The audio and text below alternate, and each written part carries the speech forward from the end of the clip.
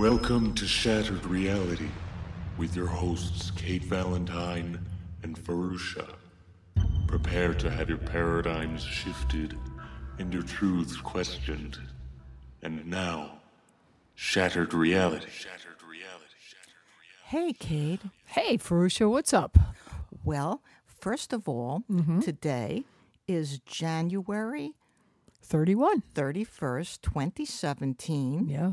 And we're here today. We have a very interesting, fascinating, wonderful guest to start off with. We actually have two guests, but our main guest today is Rey Hernandez, who is the co-founder of the Edgar Mitchell Foundation for Research into Extraterrestrial Encounters, otherwise known as FREE.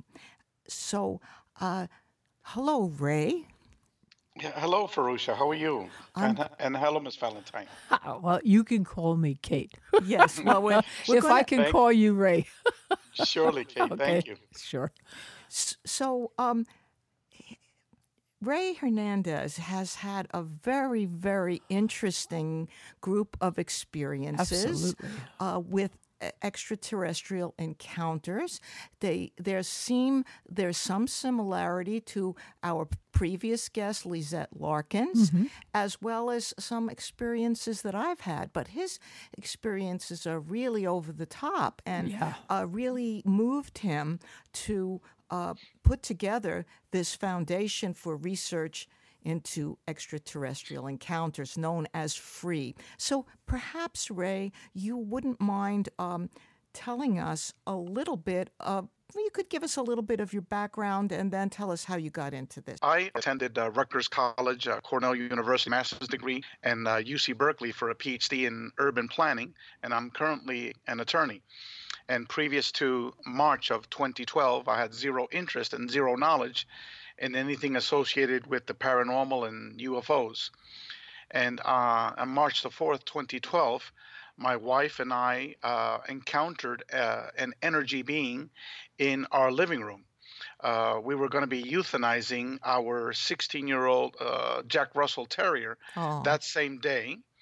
And my wife was praying all night for some type of miraculous intervention. She was born and raised in Mexico. She was a hardcore Catholic. And lo and behold, that morning at 6:30 in the morning, this energy being appeared. My wife disappeared in front of my eyes together with the dog. This being put me to sleep for 45 minutes. And then when I awoke, my wife reappeared, but now the dog was miraculously cured, miraculously healed. And she was like a little teenager running around the whole living room. And so naturally, when something like that happens, your mind is just blown apart by that experience. Okay, so here it was. You're obviously very upset. You've had this little pooch for 16 years. You're sad. You're going to have to put the dog to sleep. And your wife is upset and she's praying. And then you encounter this energy being at 6:30 in the morning. What was it like? I mean, she went down first with the dog, or you went down first, or how did that all happen? It's quite lengthy, but I'll just try to give you the highlights of it. Okay. She first went down. She encountered this metallic object, like an upside-down U, floating 4 feet off the ground. She then called me to see it because she thought it was her angel, because she had been praying all night for angelic intervention. Okay. And then after a minute, when I totally ignored her, she went upstairs. She hauled me out of bed, and I was a little upset because it's 6:30 in the morning on a Sunday. Right. And then when we got down the stairs, poof, she disappears right in front of me with the dog. And then mind control took place, where I was not in control over my actions. I had tunnel vision where I couldn't see anything around my periphery. I only saw that one tiny area where that energy being, and it looked like a rectangle, but it didn't have any external edges because it was pure energy. It was multicolored, semi-translucent, floating like a mirage in the desert, something along those lines. Question, Rey, yes. here. Very important to me. Did you have a vibrational effect in your head or in your body, a vibration happening? Well, I didn't feel that, but what it felt like was as if you're just waking up from a dream that you're not totally conscious, you're not totally. It was like I was in a dream, walking around. Uh, but still fully conscious, visualizing and experiencing everything. And then I did something totally illogical, which for 6 months I could not figure out why I did it. I looked at that energy being. I then waved my hand at it, and I said, bullshit. This is what you got me up for this, right? Get out. And then I turned around, I walked up the stairs, and I went to bed, and I was completely knocked out. Huh. And then 45 minutes later, when I woke up, now I was fully conscious. I was like, holy, what, and I ran down the stairs. And then poof, my wife reappears with the dog. She was dancing in the middle of the living room. The angels cured her. The angels cured her. Hallelujah. The angels cured her. Like she was in a Pentecostal church. And then the dog was running around, jumping all over the place, like totally cured. And here we were, ready to euthanize her that same day. Wow. So it was a mind-blowing experience. And that was just the first of many, many experiences that took place over the next 18 months. Now, you're an estate tax lawyer. And Correct. I do not think that would be, something that we'd expect from someone in that profession. So according to you, you're sort of like a hard-nosed tax lawyer, right? Up until this happened. Up until Correct. then. I was a total atheist, material rationalist. Okay. Very scientifically oriented. Okay. And obviously academic, phenomenal background. So, it's not like you were some silly person that imagined things. And this thing was in your living room? Correct, yes. Oh, whoa. And then we've had other experiences with other witnesses. For example, this huge, gigantic UFO, which I called down. I was fooling around because I'd seen a video of a person calling down a craft. Yeah, careful what you wish for. Yes, very careful. And basically, it was a giant stadium appeared on top of my neighbor's home. Okay. And then I heard a voice, my daughter's voice, saying, "Daddy, you and Mommy have seen UFOs. Next time you see one, you call me, Daddy, all right? Don't forget." My daughter never said that, but that's what I heard in my head. So I then called her down, and now you had two people looking at it. And then my friend comes, who I was expecting to give me some papers, with his wife and his 17-year-old daughter. And again, mind control took place, which we don't have the time to go over those details. But it was a huge, gigantic UFO on top of my neighbor's house. And it was there for 45 minutes. And it was less than 30 feet away from us. Wow. Because the bottom of that craft was like 3 feet right above the neighbor's house. Wow. So it's many crazy experiences like that. Thank God that I've had witnesses. If not, I thought that I was insane. Yeah. Wow. That's very interesting. I must say, when I had some contact with a purportedly extraterrestrial being, that being showed me that when they came back to this Earth, that they would come in a way that we would know, because it was going to look like an apartment building with all the lights on it descending, with lights, like a big That's craft. exactly what it was. It was two different light patterns. First, it had thousands and thousands of oblong streaks of light that went up 100 meters and 600 meters back, and it formed the whole shell of the craft. And inside, all this white plasma moving about. And then after my friend comes, both of them started questioning what this thing was and trying to come up with explanations for it. And then after a minute, I just busted out laughing, and in my head, I communicated with shit in this, man, because they don't believe you. And then all of a sudden, the light patterns totally changed. And it changed to thousands and thousands of very large stars. It was like 10 times the size of Venus, and they were all blinking on and off like 2 or 3 times a second. Right. And some of them would be powering up and powering down, but it would be doing it in quadrants, certain sections at a time. Then everybody stopped questioning what it was. Well, this was in a neighborhood with other houses too, or? Oh, yes. It's we live in a cul-de-sac in a suburban area of Miami, larger lots, like a third of an acre type of lots. And my next door neighbor's house is a ranch style house. And the bottom of this craft, was like 2 or 3 feet, from the roof of this. The next door neighbor turned on the lights with his wife, They saw the 5 people looking right above their roof. They didn't come out. I didn't go knock on their door, which is weird, strange. Yeah. Everyone had a cell phone, take pictures except my daughter. No one took a picture, including the teenager. The 17-year-olds always have a cell phone in their hands, It was total mind control. Even how they got me to leave, after my friends had left, they put in my head that thousands of mosquitoes were biting me. And so after being tortured for about a minute with all these mosquitoes, I grabbed my daughter's hand and I said, come on, let's get out of here. These mosquitoes are killing me. And meanwhile, this craft is still there. So we go inside the house, and then my wife seems like she had just come out of a coma. She was like in a trance. I was telling her what I just took place, and she was like, oh, how nice, like she wasn't totally coherent. Something had happened with her as well. And then when I told her that we had to go in because of the mosquitoes, my daughter told me, Daddy, there were no mosquitoes outside. And that was when it was like a hypnotist, like the amazing Kreskin snapped his finger, and I woke up, and I was like, holy cow, then I realized what had taken place, because part of my consciousness was not fully receiving the information of what was really going on. It was being suppressed. And now I was fully awakened. So I grabbed my camera, my video recorder, I ran outside, poof, completely gone.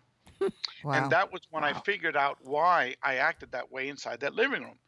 Waved my hand at this thing and I said, BS, this is what you got me down here for this thing, And then I figured it was like, oh my God, mind control took place in both events. Yes, yes.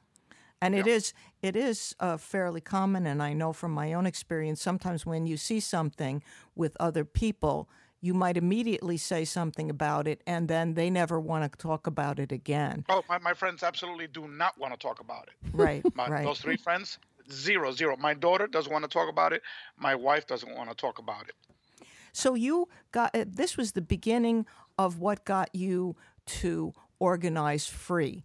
But you had another experience on the road, on the highway, at a signal or something, and then you knew that you had to start this organization. Yeah, what had happened was that for the next 6 months after this initial experience in our living room, my wife had numerous experiences. Up-close sightings of UFOs very similar to like what I had. Twice seen by family members in Mexico. She had these 3 human-looking beings dressed in white monk's robe float right in front of her. Many of these type of experiences. And meanwhile, I had nothing for 6 months. Then I had that experience with my daughter and my 3 friends. And then I won't go into it, but we don't have time. There was like a near-death experience scenario, which is crazy in and of itself. And meanwhile, lots of paranormal experiences my wife and I had. And then in May of 2013, I was driving to go to downtown Miami in the middle of a traffic jam, sort of like the Long Island Expressway for the New Yorkers. And all of a sudden, I was not in my car anymore. I was out of body in a reality that had no externalities to it. I was just mind. Okay. And all of a sudden, a circle appeared. I was floating inside the circle. Then spokes appeared in the circle. And inside the different spokes of the circle were what I now call contact modalities, different ways that humans are piercing the veil and having contact with non-human intelligence. For example, UFO-related contact, near-death experiences, out-of-body experiences, shamanic journeys, remote viewing, channeling, mystical meditation, et cetera, et cetera, et cetera. All the different ways that humans are having contact with non-human intelligence. And they were inside a separate category, separate area within this wheel. And then information came. It wasn't a voice. It was just information that humans are studying all of these different ways that they're having contact with non-human intelligence as separate and distinct boxes. Okay. But in reality, it's all one phenomenon. It's a spectrum, I would say, right? Correct. It's all one phenomenon, except different components of it. And then information came in that the glue that's holding everything together is some type of advanced quantum physics that humans are starting to call consciousness. Right. So that's the glue. that holds all the contact modalities together. And then I was given instructions. You need to inform humanity of the relationship between us, the spirit world, and consciousness. Okay? The relationship between us, the spirit world, and consciousness. You will need assistance. 2 criterias. This is not about making money, and this is not about ego. Right. In other words, telling me that the people that I'm bringing in or that I need to help me have to be people with minimal ego. And whatever we do, this is not about, personal wealth, that sort of thing. Mm-hmm. And then poof, I was back in my car. Wow. That same afternoon, when I got home, I got an email from Mary Rodwell. Wow. I had sent her an email 6 months before. I had sent an email to for 10 very famous people. Stan Friedman, Kathleen Marden, it was, who else? Whitley Strieber, Grant Cameron, all these, because I wanted someone to talk to. Yes, absolutely. Because I had no one to talk to. And so I sent this email out with my story, hoping to talk with someone. So Mary's email that same day said, "Dear Ray, I'm sorry I'm responding to your email that you had sent 6 months ago, but it just popped up on my screen today." Ooh. Okay. So interview Mary and ask her that question and she'll verify it. Well, we did speak to Mary once on the show. We'd certainly love to have her back on sometime in the future. Oh, most certainly. She's one of our co-founders. That can be arranged. No problem. And so we spoke then on Skype for 2 hours. And I asked her, I said, "Mary, do you go back 6 months to check your emails?" And she started laughing. She says, "Ray, I can barely keep up with one day's emails. I get hundreds of emails and I'm just overwhelmed. I'm swamped." And I said, "Well, how do you explain what happened?" She says, "Ray, by now you ought to know what happened." That they waited until this experience, and then this lodge, that email that was held in cyberspace, to send it to her today. Now, the very next day, after this experience and my conversation with Mary, I get a phone call at 9:30 in the morning. "Hello, who's this?" "Oh, is this Rey Hernandez?" "Yes." "Who's this?" "Oh, this is Dr. Rudy Schild." I go, "Who?" "Oh, I apologize. I thought that Mary had sent you an email informing you that I'd be contacting you." I said, "No, who are you?" He says, "Oh, I'm an emeritus professor of astrophysics at Harvard. I'm a very close friend of Mary. I was also a very close colleague of Dr. John Mack." And so we then spoke for 90 minutes. Wow. And he told me that download that I had gotten, that experience, is 100% correct. And that a theory that he and Dr. Edgar Mitchell have been working on over the last 20 years, which is a physics theory called the quantum hologram theory of physics and consciousness, explains how all of these contact experiences are interrelated. Mm-hmm. And that, yes, consciousness, which is the theory that they're working on, which is the theory of consciousness, is the glue that holds it all together. Yes. So, and then he started explaining to me, the advanced physics associated with it, and that's where he lost me a bit. Okay. Well, everybody way back to Max Planck, the German physicist who formulated lots of the parts of the quantum theory of physics, he says, consciousness is elementary, consciousness is basic, you can't get behind it. That everything depends upon consciousness. Consciousness is way ahead of the physical world. Correct. So, Rudy was getting into some of the physics of that. And then Rudy told me, he says, "Ray, what you're telling me is so very important, because I've never heard anyone to be able to articulate in visually Edgar's and his theory of the quantum hologram theory of physics and consciousness." Right. And he says, "It's important for you to follow up what these entities told you." And I told him, "I have no idea, He says, "Well, write down this telephone number." And I wrote it down. And he says, "This is the telephone number of my mentor." So I asked him, "Who's your mentor?" Then he goes, "Dr. Edgar Mitchell." And I was like, "Oh my God," And so literally, we agreed to continue our discussions at a later date. And he encouraged me to call Edgar, because he said he was going to call Edgar and email him and to let him know about what happened to me. So 4 hours later, I managed to work up the courage to call Dr. Mitchell. And then he told me that Rudy had already spoken with him. They had exchanged emails. And he was absolutely fascinated what had happened to me. And he says, Ray, what are you doing tomorrow? I said, well, I don't have any plans. He says, would you like to come by my house? And Edgar only lived 45 minutes away.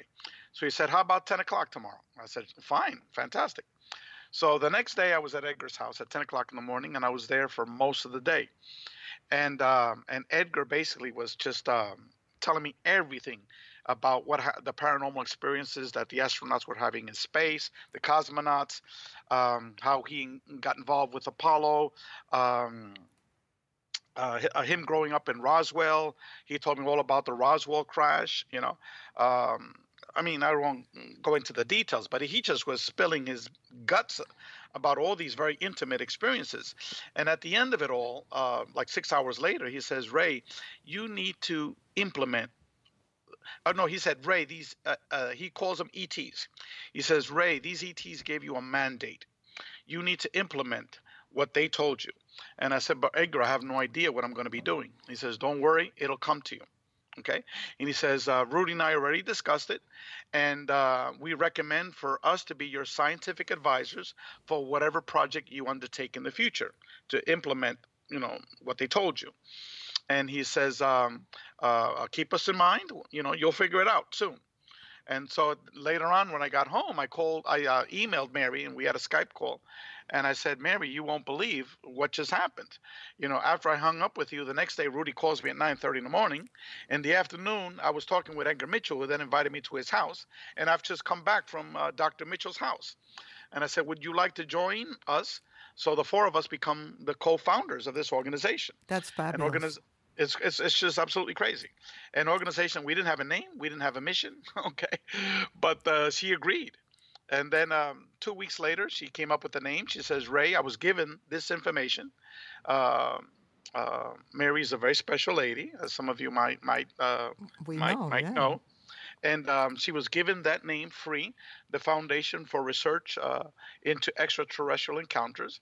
And then approximately 6 months before Edgar died, he gave us permission in a videotape to name the organization on his legacy. So now it's known as the Dr. Edgar Mitchell Foundation for Research into Extraterrestrial Encounters.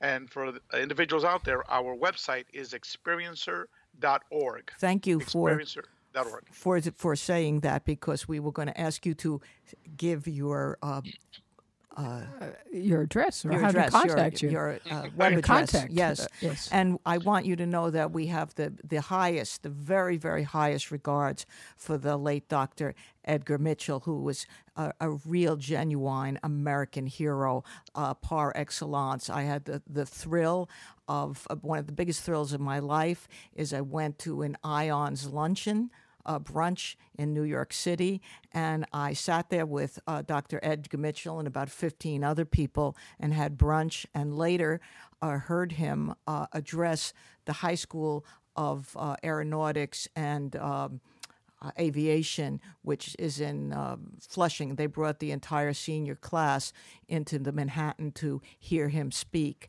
And it was one of the greatest experiences of my life to actually talk one-to-one to Dr. Edgar Mitchell. So, he was a genius among geniuses. What a lot of people, they associate Dr. Mitchell as just being the Apollo 14 astronaut. But as you pointed out, Dr. Mitchell was actually the founder of IONS. That's correct. In 1973, because he had his own somatic experience in outer space, and it involved issues of ESP and a download, and so he created IONS to continue the work of ESP research and research on consciousness, again from a scientific perspective, and then they branched out into healing modalities, because Edgar was healed of two types of cancers by an energy healer. Wow. And also the other part that a lot of people don't know about Edgar was that Edgar had been working with many physicists. He established a group called Quantrack, and they were researching the physics of zero-point energy and the physics of consciousness, the quantum, and then from there he developed the quantum hologram theory of physics and consciousness, and he published numerous articles on those topics. And that's a side that very few people actually know about Edgar. And that's where he was, mentoring and tutoring me together with Dr. Rudy Schild. So let me then jump in a little bit in terms of free, in terms of yes. Edgar told me, Ray, you'll figure it out.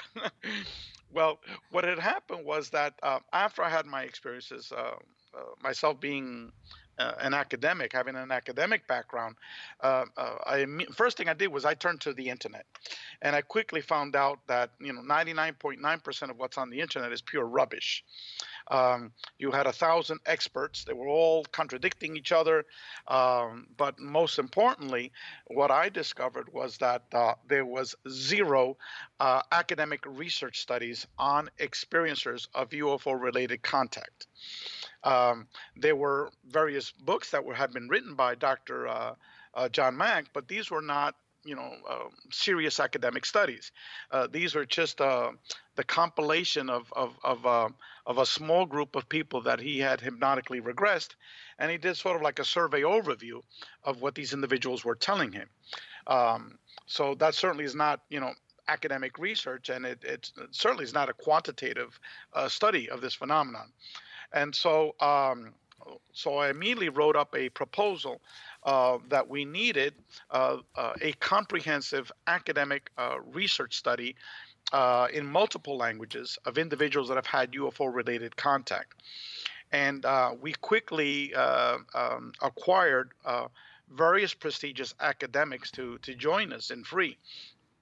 And we now have basically three co-chairs for this this study, which we've titled it the Free Experiencer Research Study, which, as I said before, is the world's first comprehensive academic research study on individuals that have had UFO-related contact. The two co-chairs besides myself are Dr. John Climo, who's recently retired after 40 years teaching psychology in various universities. And he's known as one of the world's leading academic experts on the paranormal. Yes, he's written some books on that. Yes. His most famous book is a book on channeling, which has been translated to 18 languages. And he really is the world's leading expert on telepathic communications. And the other academic who's the co-chair is Dr. Bob Davis, and he's also a retired professor of neuroscience, and he taught at the State University of New York. And so, how did a neuroscientist get involved with what we're doing? Consciousness, that's how, right? Well, now it is, but what happened was about 5 years ago, he and his wife were in Sedona. They were on vacation. And Sedona is a wonderful place for seeing UFOs. It is. And that's exactly what they saw. He and his wife saw two UFOs. One actually came from inside another one.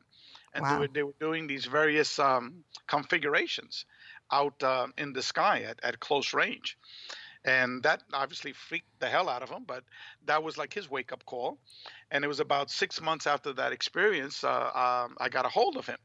And I told him, I said, Bob, this is not just lights in the sky.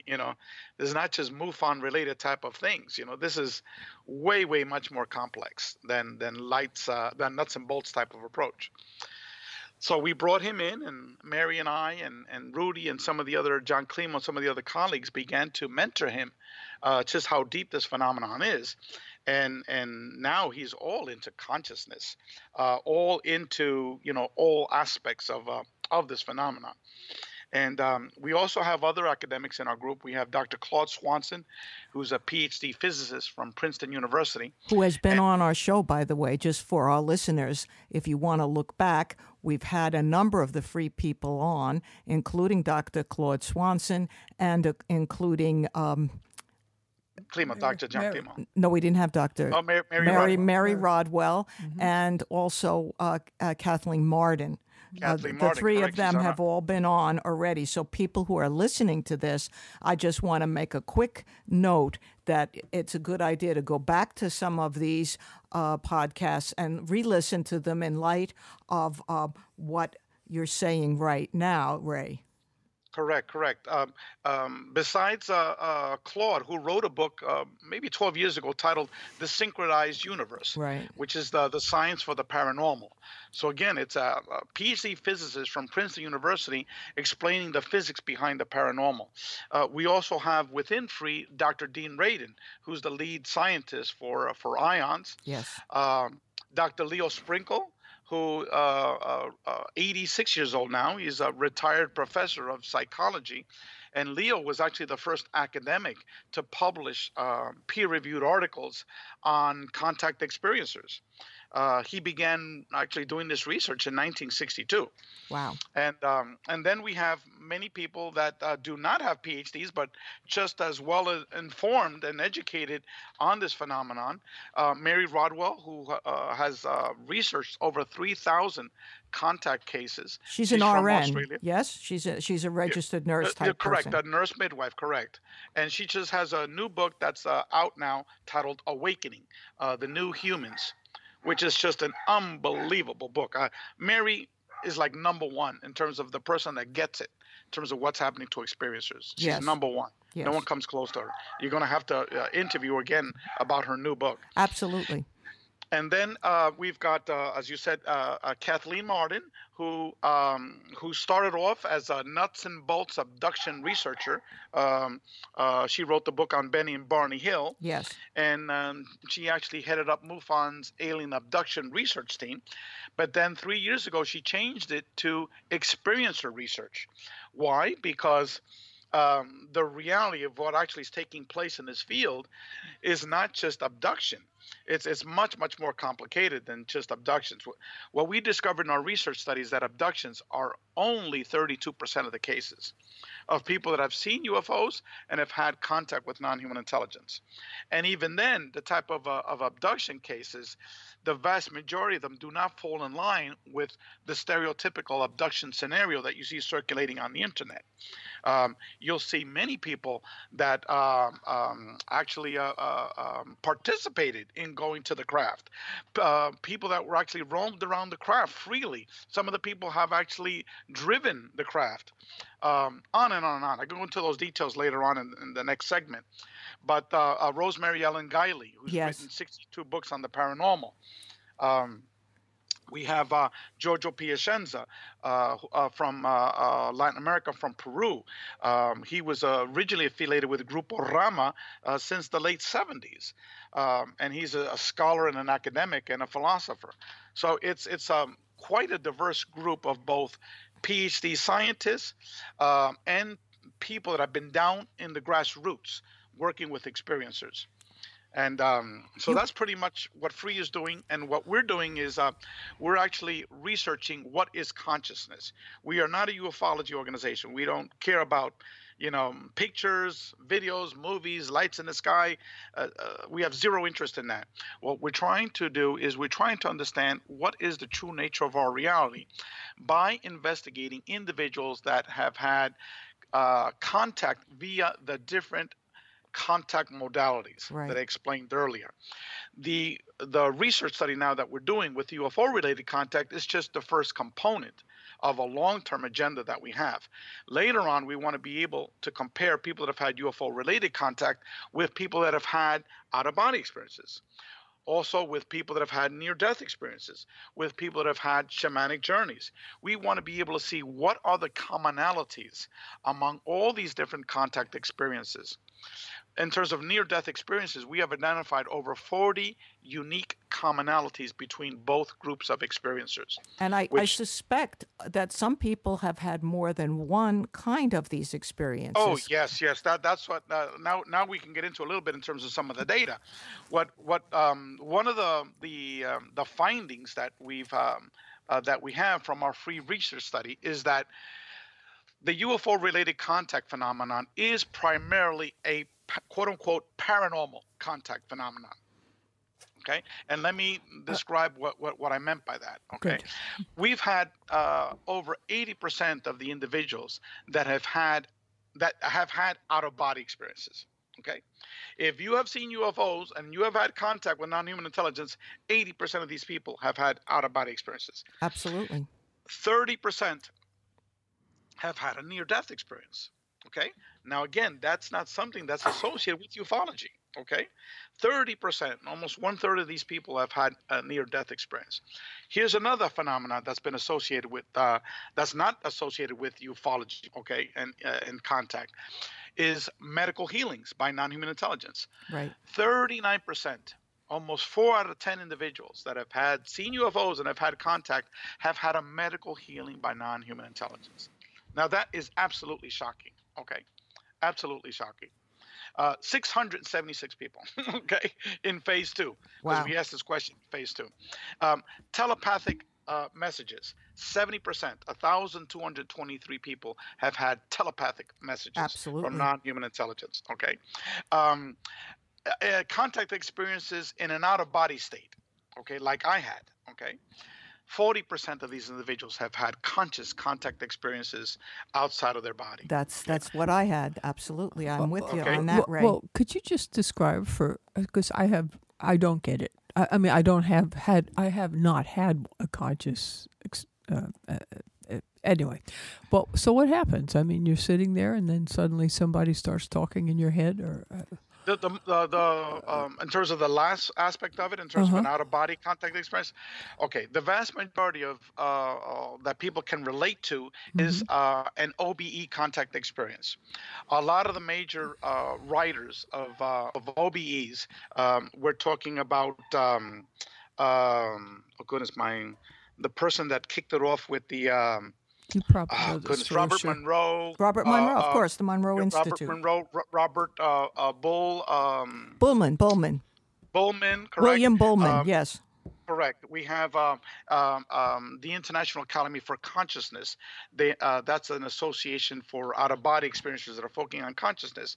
There's about 4 or 5 major players in that organization that have written books on out-of-body contact experiences. Okay. Also, these out-of-body contact experiences, one can also look at shamanic journeys, Yes. where people take ayahuasca or peyote. They're out of their body. You know, they're somewhere else. They're having contact with non-human intelligence. Also, mystical meditation. People that are in an ashram or Transcendental someplace. meditation, sure. Yeah, transcendental meditation, correct. They're there, you know, doing like a whole week's worth of pure, you know, meditation. And all of a sudden on the third day, poof, they're not in their body anymore, you know. They're out in La La Land, and all of a sudden they're conversing with a non-human intelligent being. Okay, that would be examples of contact in an out-of-body state. Yeah, but actually, no. I mean, actually, what would the conversation be itself? Like, what do you say? Well, like, we actually having a nice day or what? Numerous of categories. No, do you want me to finish this whole aspect of the paranormal and then jump into that later? Okay, Yeah. okay, that'd be fine. Let me finish this and then I'll get into exactly the types of communications. Okay. 57% or 998 people have had believe that non-human intelligence is associated with the afterlife in the spirit world. 50% believe that non-human intelligence is connected to reincarnation. And then we have the information that the actual entities told them about in these type of telepathic communications. Let me get it right here. Okay. All right. 1,636 individuals have received telepathic communications from non-human intelligence. 62% of them have been downloads of advanced science, physics, and technology. 53% of them are telepathic messages that contain a vision or a video or a picture. And that would be my category because I saw an image associated with that. 75% of these communications were in the experiencer's native language. Now, 60% of these people have had telepathic messages on more than 5 occasions. Okay, so 6 out of 10 repeat experiences. Now, in terms of the nature, 68% contain personally relevant information for that individual. As I said before, it was 62% pertain to advanced science, physics, and technology. 51% of these communications pertain to spiritual or religious issues. 51% pertain to philosophical or metaphysical information. 47% were other type of categories. 45% concerned the behavior of humanity. 34% were social, political in nature, and 26% dealt mainly with advanced physics. And then we get into other specifics of that type of information in terms of what the entities told you. For example, information about the ecological state of planet Earth, information about life after death, the welfare of planet Earth, understanding of what life is all about, insight in terms of I could go on and on in terms of the specific type of categories. I guess I would interrupt here just for a minute because of Kate's question. I'm just going to relate in less than a minute that when these things, I get all kinds of telepathic messages through dreams and voices in my ear and other things of that nature.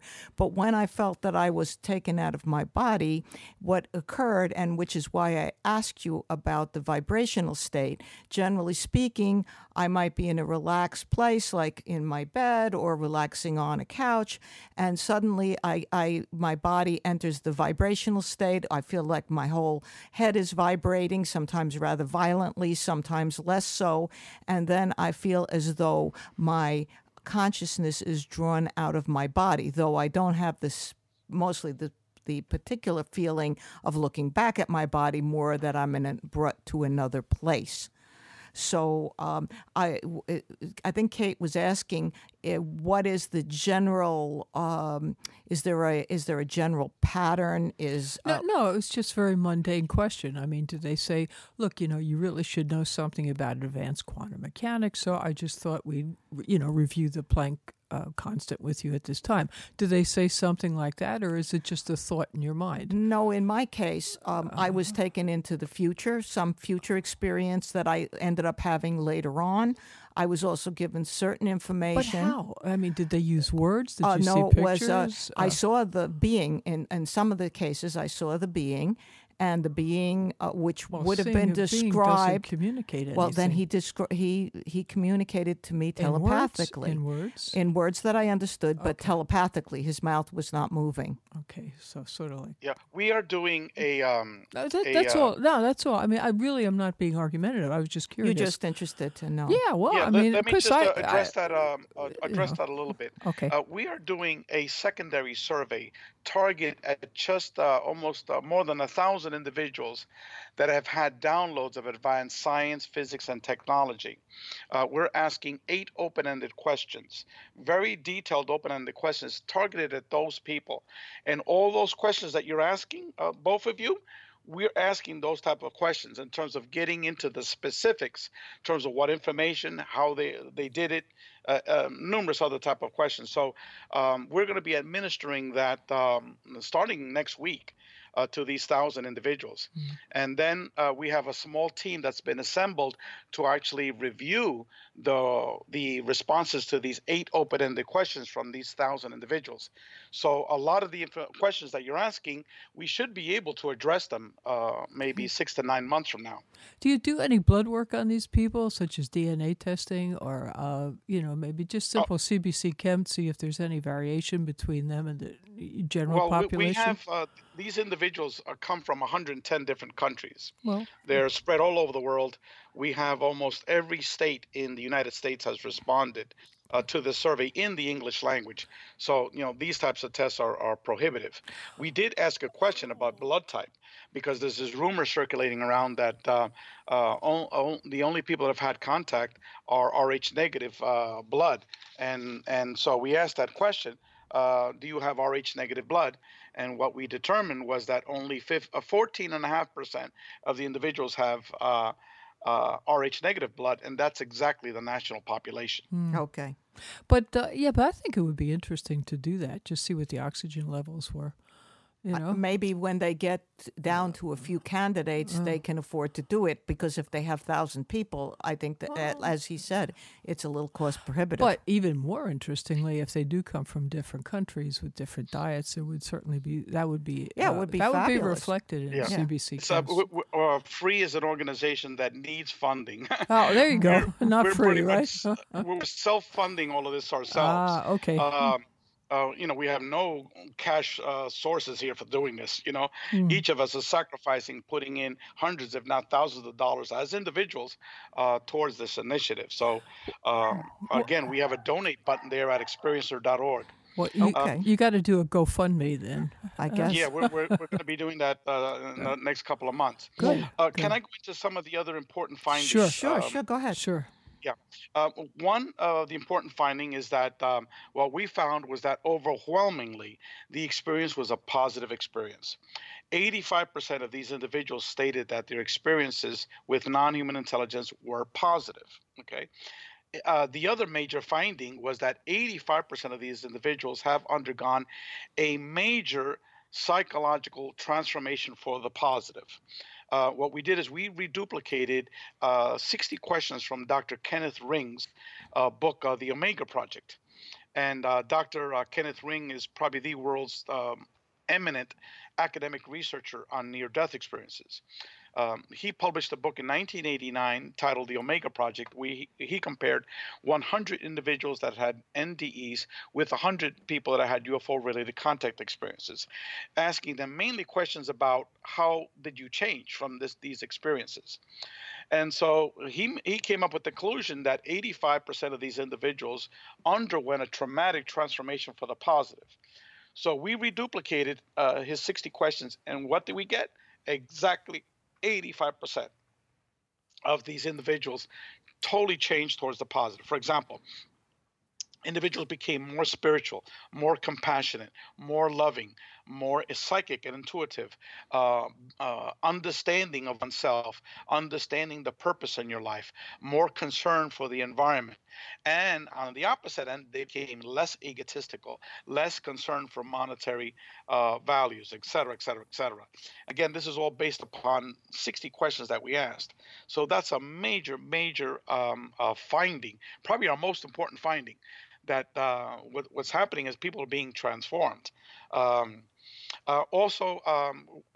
We also ask questions for the different types of beings that are seen. And again, this type of information no one knows about because no one's ever done this study before. Just to let you know, the number one type of being seen by individuals at 55% is the energy being. Okay. So where is that being communicated on the internet or any type of presentations? Nowhere. Okay. The energy being was seen by 55% of the individuals. Again, it was the experience was 70% was positive, 6.7% was negative, 23% was neutral. The next type of being was the human-looking being, okay, 52%. The next category was the small grays at 47%. The next category was the spirit or the ghosts beings. That was at 47%. The next category was the tall grays at 34%. The hybrid beings at 26%, the reptilian at 25%, the mantid beings or the insectoid type of beings at 21%, the small animal type of being at 14%, and the tall animal type of being at 13%. Now, all of these categories, even the evil, dreaded reptilians, okay? For example, the reptilians, everyone thinks on the internet that all of these experiences are extremely negative. Well, we asked them the question, was it the experiences positive? Was it the experience negative? Slightly negative, slightly positive, or was it a neutral experience? Well, only 23% said it was a negative experience for the reptilian. Okay, even for the small grays, negative experience was 11.5%. How much do you think this is a projection of like the energy beings projecting something that will relate to the human individual involved? In other words, whether I see a big animal or I see a tall Nordic being, how much do you think is a projection? Well, we know that a lot of what's taking place are projections. That these beings, people think of them as physical beings, coming from, Venus or Mars or some other type of planet. Okay, the speculation that we have internally within Free is that these might actually be multidimensional beings because of the characteristics that are being relayed. And we have a paper that discusses that. Later on, I could talk about that. But basically, we have these beings that are seen as coming in through a wall or through a window as an orb. Okay. Right. From the orb, they materialize into a being. Then they shape into an energy being, for example. Then they go back into an orb, and then they go out, okay, out of the house. When people are relocated to another place, they themselves transform, okay, into some type of energy, and they go through a wall or go through a roof, go through a window, Right. and then all of a sudden appear at some other location. So we know that these types of of transformation of energy from one form to another is taking place, that many of these beings are actually transformed throughout the sighting of their experience. So this is But almost like the early religious experiences that you see too. I mean, there's really not a lot of difference. Angel sightings, for instance. Yeah, Yes. yeah. You're describing a lot of biblical occurrences. Wheel in the sky Yeah. from Not even Ezekiel's wheel, is it? Yeah. Yes. Yeah, Yeah. Christ And- Himself transforming. Coming up. yeah, in and that so season. again, we discussed how were individuals' experiences. Their Yeah. experiences totally contradict what's circulating, on the internet. Other questions that we had, we went over the downloads, the telepathic aspects of it. We asked questions on their paranormal experiences, numerous types of paranormal experiences. We asked questions about the medical healing, and I told you that 676 people had a medical healing by non-human intelligence. We asked questions about what they believe, what they believe now in terms of spirituality in the spirit world. We asked questions of what the entities actually told them in details. We also found there were various physical changes of individuals. For example, 68% reported that they became more sensitive to other realities. 56% reported that became more psychic. 50% began to feel energy in their hands. 48% said that their ability to learn increased. 46% experienced a flood of information that they could not process. 61 stated that they became more telepathic. A very large percent were able to see energy auras around individuals. In terms of changing their life, we asked them questions about that. We asked questions about experiences aboard a UFO craft. Let me get into that fairly quickly here. We had 667 people that have stated they have had conscious memories of being aboard a craft. Phase 1 and Phase 2 were only based upon conscious explicit memory, not based upon hypnotic regression or lucid dreamings, okay? Only conscious explicit memories. For Phase 3 and Phase 4, we did allow memories of lucid dreams and hypnotic regressions. But for Phase 1 and 2, only conscious explicit memories. So we had 667 people that have had conscious, vivid memories of being aboard a craft. How did you find those people? How did they contact you? Okay, we the members of Free had radio interviews. They had over 100 radio interviews over an 18-month period, Okay. initial 18-month period. We also had a mailing list. Now we have over 5,000 individuals. But at that time when we first started, we had 2,500 names. And those names had almost everyone that has ever written a book about UFOs, ETs, consciousness studies. We had the entire MUFON mailing list of all the directors, the state directors. We had, you name it, that person was on that list. We also published on a weekly basis to over 500 Facebook groups in the English language, announcing our research study. And it was sent to ufology groups, to paranormal groups, to CE5 groups, to cryptic organizations, consciousness organizations, out-of-body organizations. Okay. So it was tremendous announcement. You drew from a wide population. So Wide population. could our listeners also contact you if they feel that they have had an experience? Yes, they could still take our survey.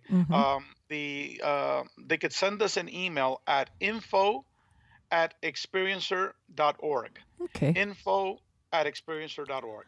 If you go to our website, which is experiencer.org, we have several menu sections. 2 menu sections have academic articles on the contact modalities, and on the physics and science of consciousness. We also have another menu titled Research. If you scroll down there, you'll see a sub-menu that will say Take Our Survey.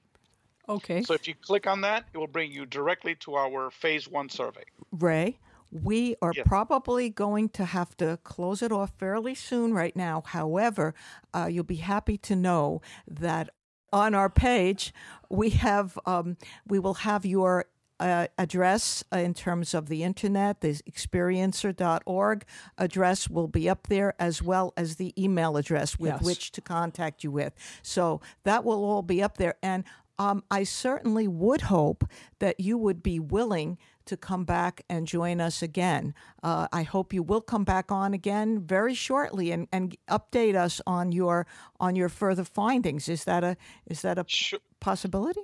Sure. I mean, we still have a whole lot of findings to discuss. Yes.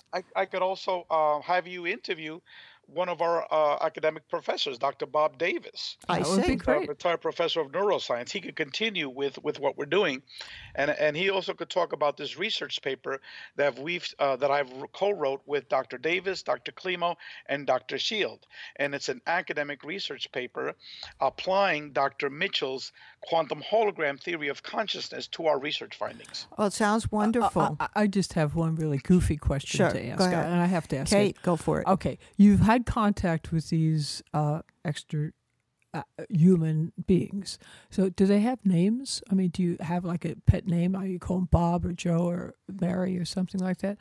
I mean, I know that sounds stupid, but it isn't, because if you have a name, you also have an individual personality. And I was just wondering if they had enough of a personality where they actually did have a name.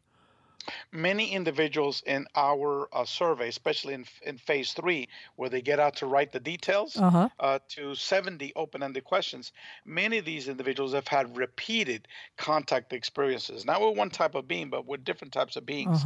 And some of them are repeat contact beings, and they do have names. Both the being has given them the name, and sometimes when a name was not given to them, the human person, picked out a name. Just so they have someone to call. Yeah, I think Grant Cameron had up there in Canada. He would call the red being Big Red. Charlie something Big Red Charlie. I forget what it. I remember. He had a particular name that was sort of like one of Kate's names there. That they would call these Canadian young people that would go out and look for this red orb, this giant red orb, which would appear in the skies over Canada there. Okay, so, but thank you for answering that. I know it's sort of a silly question, but I was always curious about that. No, it goes both ways. Sometimes the beings give them their name, and then sometimes the human gives the being a name when the being doesn't give them the name. Okay, cool.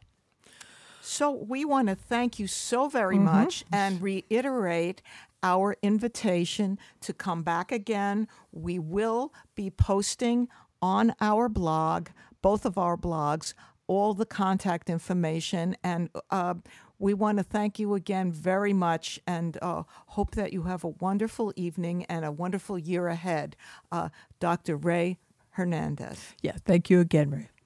Thank you very much. Okay, take care now. Bye-bye. Bye-bye.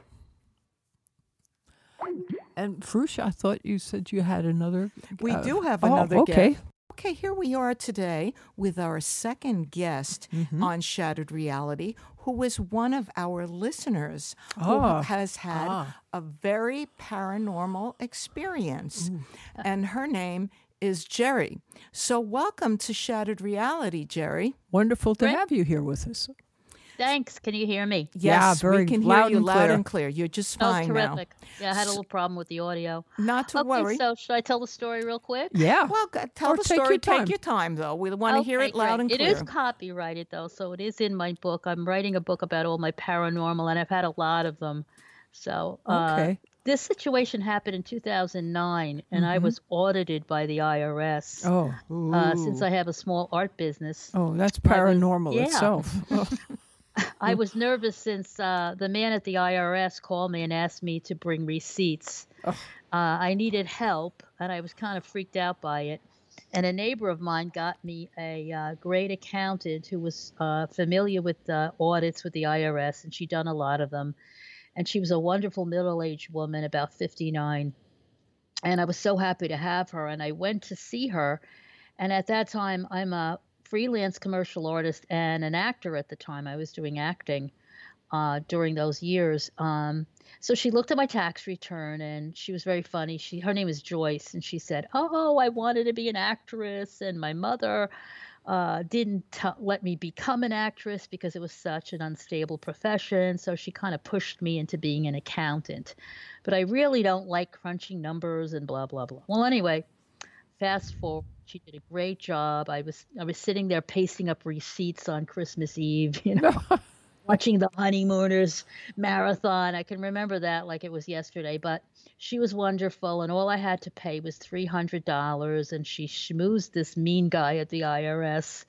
I was so thrilled. I bought her a gift card from one of the department stores, and she wasn't very happy about it, and all of a sudden her mood had changed, and she was very kind of irritable and in a bad mood, and I couldn't understand why, but it was all over. And since she doesn't live too far from me, I live in Manhattan, she lives on 36th Street in Lexington. So I would see her going to work that summer, and I would say, "Hi, Joyce." And she was always carrying a large iced coffee, from Dunkin' Donuts or whatever. And she would say, "Hi, I'm running to work." And she's a tall, thin woman.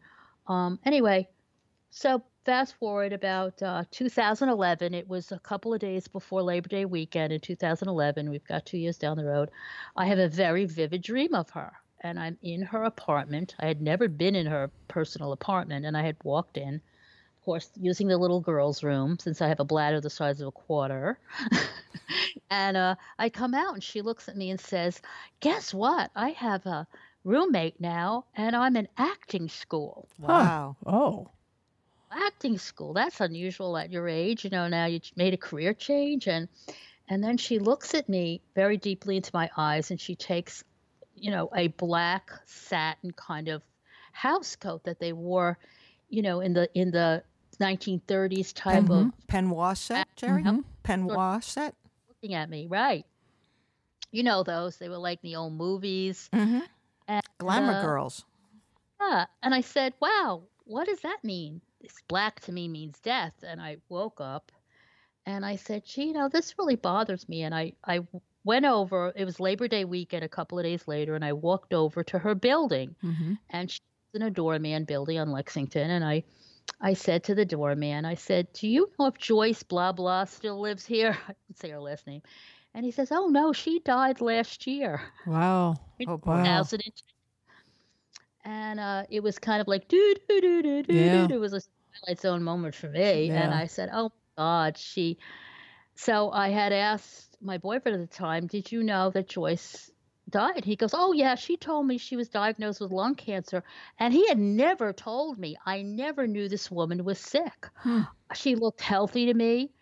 And I really believe it was her way of coming to me in the dream and telling me she was living her dream on the other side, Wow. being in acting school. And she, so death is a transition. It's not the end. And she got to live her dream, I believe. And I think she probably felt badly because she treated me, in a little bit off manner.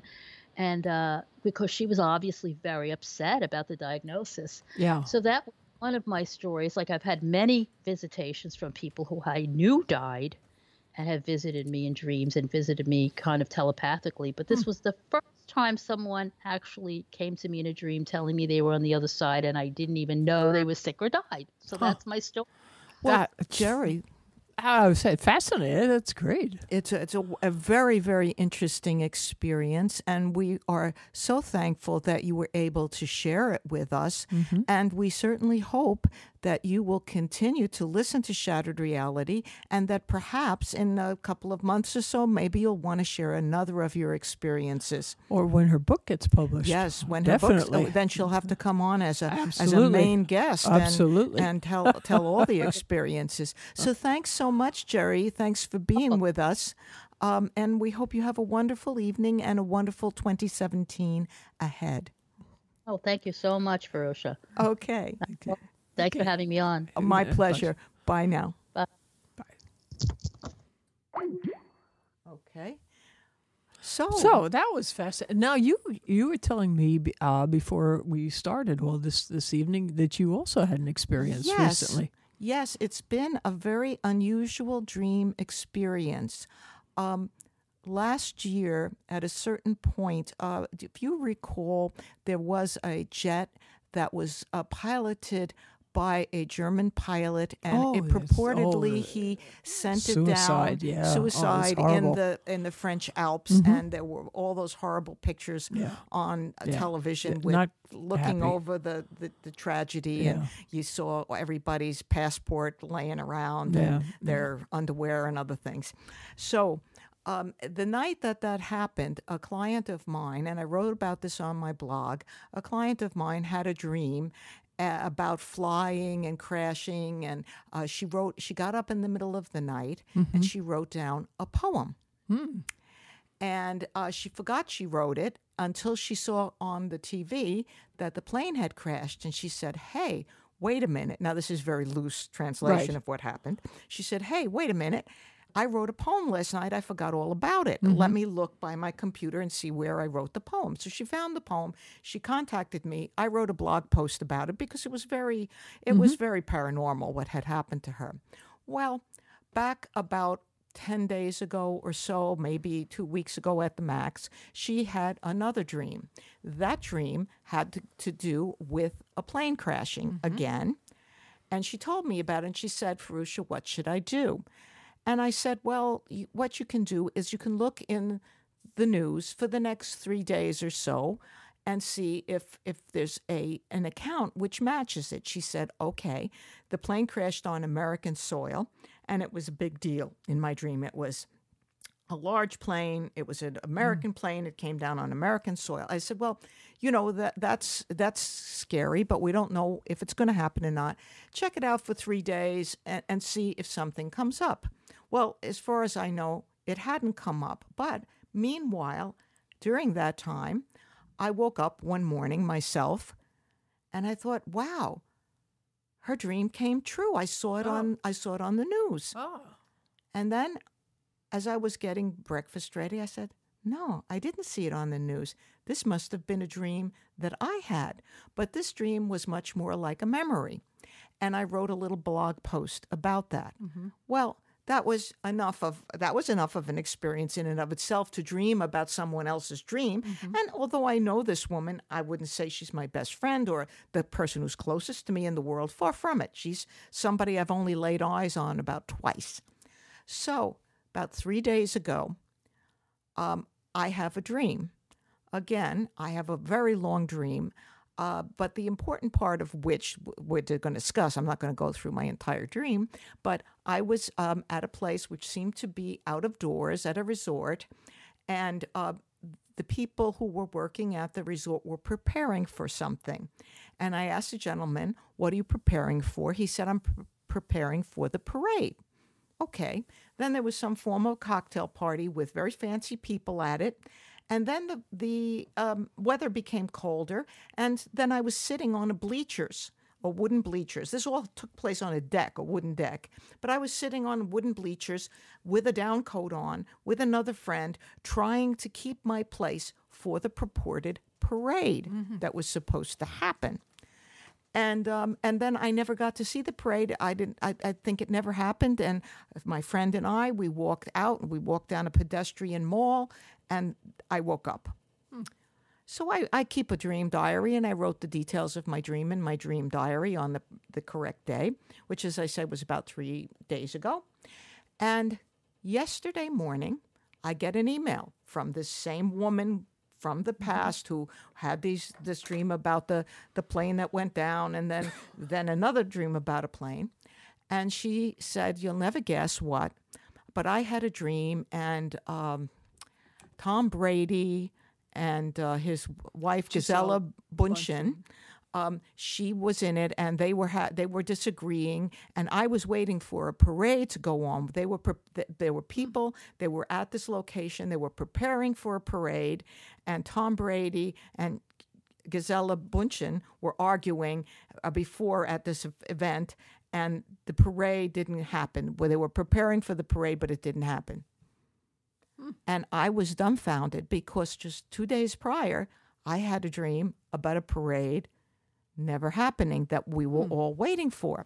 Now, somebody else came along and said, well, parades happen after the Super Bowl. I was going to say. Tom Brady is going to be in the Super Bowl.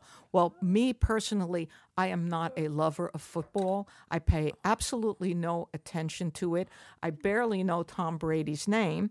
But go ahead, Kate. What were you going to say? Bet on the Falcons. Okay. Really? That may be the case.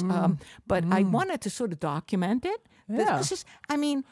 Because they wouldn't have a parade if they lose. That's true. But what's the chances of two people within 2 days? Well, you two guys are obviously connected in some other level, because although I am acquainted with the woman, like I say, it's not like she comes over my house all the time, she's a client. I speak to her every once in a while on the phone, like several times a year, not every day. An acquaintance, not a good friend. Yeah, exactly. Not a close friend. I'm very appreciative of her. I think she's a lovely person, but what's the chances of, because this is not something that people dream of all the time, waiting for a parade waiting extensively, in my case, for a parade that doesn't happen. 2 days later, she sends me an email. She's waiting for a parade that doesn't happen. What's the chances? So that's my story. That's my little story of dream telepathy or something like that. Okay. Well, I have nothing to contribute. Well, you've contributed a great deal, Miss Kate Valentine. Thank you. You've contributed a great deal. No dreams. Do you dream? Rarely. Okay. And they're usually not pleasant. Uh-oh.